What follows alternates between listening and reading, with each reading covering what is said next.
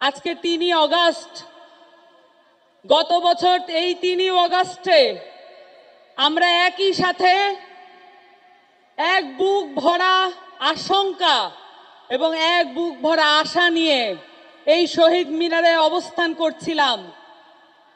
আপনাদের সামনে বলতে চাই, এই মঞ্চে এবং এই চত্বরে যারা উপস্থিত আছেন তাদের সাথে গত 1 বছরে প্রাণের সম্পর্ক গড়ে উঠেছে, কিন্তু এও সত্য এই শহীদ মিনারে গত বছর উপস্থিত থেকেও আমরা একে অপরকে চিনতে পারি নাই। কিন্তু এই গণঅভ্যুত্থান আমাদের সকলের প্রাণকে একত্র করে দিয়েছে। আপনাদের সাথে আমাদের এই আত্মিক সম্পর্ক কখনো মোছার নয়। শহীদের আকাঙ্ক্ষা দিয়ে, শহীদ পরিবারের চাওয়া দিয়ে একটি রাজনৈতিক দল হিসেবে এনসিপি গড়ে উঠছে।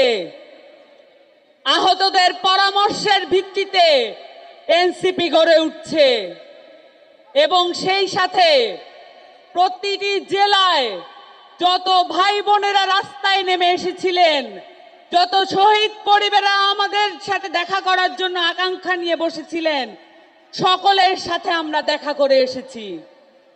এবং আমরা এও বলতে চাই, আমরা বাতাসের আধ্যাত্মিক মর্যাদা বুঝি। প্রতিটি জেলার বাতাস আমাদের গায়ে লেগেছে, প্রতিটি জেলার অভ্যুত্থানের বাতাস গায়ে নিয়ে আজকে আমাদের সামনে আমরা উপস্থিত হয়েছি এবং প্রতিটি জেলার আকাঙ্ক্ষা নিয়ে আপনাদের সামনে আমরা উপস্থিত হয়েছি। এই আকাঙ্ক্ষার ভিত্তিতে এনসিপি গড়ে উঠছে এবং এই আকাঙ্ক্ষার ভিত্তিতে আমাদের ইশতেহার আপনাদের সামনে আজকে প্রেজেন্ট করা হবে। আপনাদেরকে আজকে আমি দুটো বিষয় নিয়ে কথা বলতে চাই। আপনারা জানেন, এই গণঅভ্যুত্থান তৈরি হয়েছিল বাংলাদেশের শিক্ষা ব্যবস্থা এবং সেটার থেকে তৈরি হওয়া ধ্বংসপ্রাপ্ত একটা চাকরি ব্যবস্থান কেন্দ্র করে। বাংলাদেশের যতগুলো লড়াই সংগ্রাম আছে সবকিছু কর্মসংস্থানের ভিত্তিতে হয়েছে এবং শিক্ষা স্বাস্থ্য নিয়ে হয়েছে। এই জায়গাগুলোতে যদি আমরা মনোযোগ দিতে না পারি তাহলে আবার বাংলাদেশে গণঅভ্যুত্থান এবং বিপ্লব সংগঠিত হবে।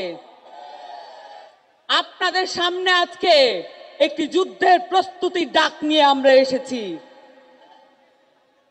শিক্ষা এবং স্বাস্থ্য, সেই সাথে আমাদের সংস্কৃতিকে অবহেলা করার কোনো সুযোগ নাই। আপনারা জানেন, বাংলাদেশ আওয়ামী লীগ এই ফ্যাসিস্ট দলটি বাংলাদেশের শিক্ষা এবং বাংলাদেশের সংস্কৃতিকে ধ্বংসপ্রাপ্ত করার জন্য বাংলাদেশের প্রত্যেকটা রাষ্ট্রীয় প্রতিষ্ঠানকে ব্যবহৃত করেছে। এই রাষ্ট্রীয় প্রতিষ্ঠানগুলোতে আমাদের মুক্ত করতে হবে।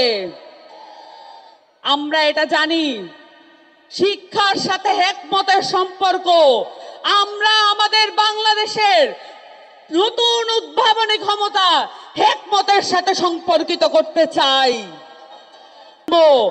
এই প্রতিজ্ঞা আপনাদের সামনে করছি এবং সেই সাথে বাংলাদেশের এই আওয়ামী লীগ বাংলাদেশের সংস্কৃতিকে, বাংলাদেশের মাটি ও মানুষের সংস্কৃতিকে ভুলুণ্ঠিত করে এখানে রাষ্ট্রীয় রোশনালে, রাষ্ট্রীয় পৃষ্ঠপোষকতায় আমরা দেখেছি বিদেশের অনেক সংস্কৃতি আমাদের দেশে আনার চেষ্টা করেছে। আমরা দেখেছি বাঙালি জাতীয়তাবাদের নামে বাংলাদেশে একটি এমন সংস্কৃতি গড়ে তোলা হয়েছে যেখানে আমাদের মাইজ ভান্ডারি গান নাই, যেখানে আমাদের আব্দুল করিমরা নাই, যেখানে আমাদের রমেশ শীলরা নাই। আমরা এমন সংস্কৃতি গড়ে তুলতে চাই যেখানে আমাদের গণঅভ্যুত্থানের কথা লেখা থাকবে, যেখানে আমাদের গণঅভ্যুত্থানের সংস্কৃতি লেখা থাকবে। এবং সেই সাথে আপনাদের সামনে আজকে ঘোষণা দিতে চাই,